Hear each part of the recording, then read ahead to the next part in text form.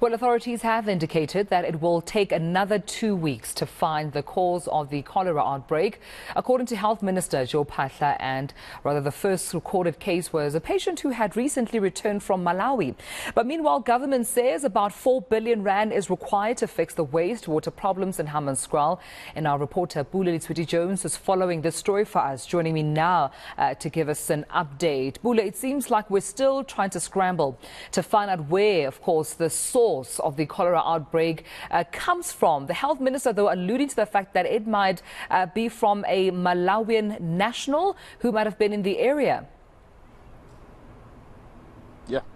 Well, the health minister alluding that the source may be from a Malawian international, but of course the city of Tshwane hasn't confirmed as well where exactly the source of contamination would have derived from. Where we're currently standing now is the Themba purification plant.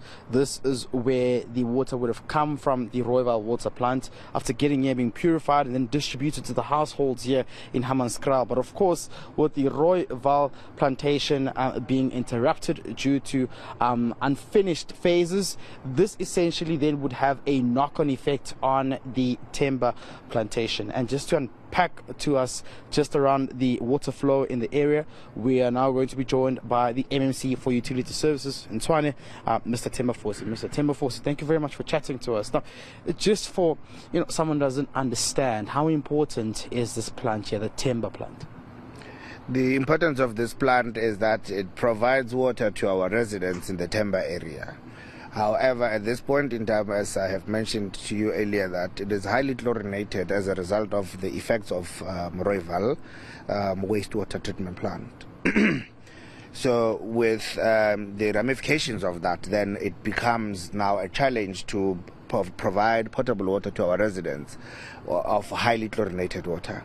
We have, to a great extent, now moved that. The position we have is people should only be using this water from this treatment plant for the basis of other stuff, not anything that you can ingest. You water your garden, wash your car, and other uses you can, but not for ingestion. And of course, I just want to find out too, how badly is it impacted? I mean, you speak about how it could be highly chlorinated, but would this mean that you'd also have to now repair this plant as well? No, unfortunately no. This is just, it was recently built. However, the effects are felt as a result of Rooiwal water treatment plant. If we sort out Rooiwal wastewater treatment plant, this would be good to go. It should just be a plug-in and then people will have potable water. You would have appreciated that yesterday also with the interventions from the national government, and let me rather actually call it a partnership between the City of Tshwane and national government and National Treasury, DBSA also.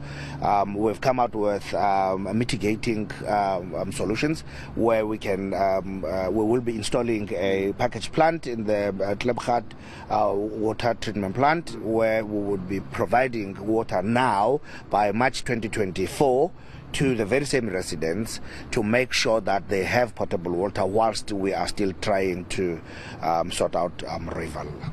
The issue of water tankers, you've committed to say by next year, March, you want to ensure that there's clean water for the residents as well. But what are you going to do with the issue of water tankers? Water tankers will still provide, but they will still provide water to the informal settlements, because you need to understand that on the formal, we're still providing water to the formal settlements on the basis that this is out. When Themba is sorted out and Rooiwal is eventually sorted out, I would, to a great extent, by that time, I think we should be able to provide to everybody. But at this point in time, those with proper infrastructure in the formal settlements, they would be getting water from their taps or from their communal taps. Let's chat about how there are calls for this, for the community to be declared a disaster area. Is that too soon? No, that is far too soon. I should think that is just populists trying to push an agenda, a political agenda. Remember, at this point in time, as a politician, you need to be sober to be delivering such statements. What is more important is to come through and see exactly what the problem is, so that you can be able to give solution or give leadership. In instances like this is where politicians need to give leadership instead of dividing and agitating communities. Remember, Pule, people have died here. It has turned out to be a very sensitive issue. So you need to be very meticulous when dealing with such situation and make sure that those that are in harm's way are sorted out. The hospital that is getting filled up, we've got solutions and all of that. Those are the ideas that we want to come on board, not politicians who are here to be throwing spanner into the works. We want people who are prepared to build. Fortunately, with the national government, when we had sought a partnership with them, they came through. You could see the body language from the minister also and his deputy. It clearly shows these are people who want to partner with us, and from our own EM who has delivered, I mean, what is to a great extent, most people have failed to deliver the results. I can tell you now, the wheels of Rooiwal are turning, the wheels of making sure that the people of Temba getting provision of water have started moving. All right. MMC for Utility Services in Tshwane, Temba Fosi, they're just giving us an update on what will happen next in regards to the water crisis in Hammanskraal. All right, we'll leave it there, colleague, and thank you for bringing this update to us. Pule Letshwiti-Jones out for us, of course, in Hammanskraal, explaining through the MMC exactly what interventions are in place to assist with the cholera outbreak there, as it is the epicenter.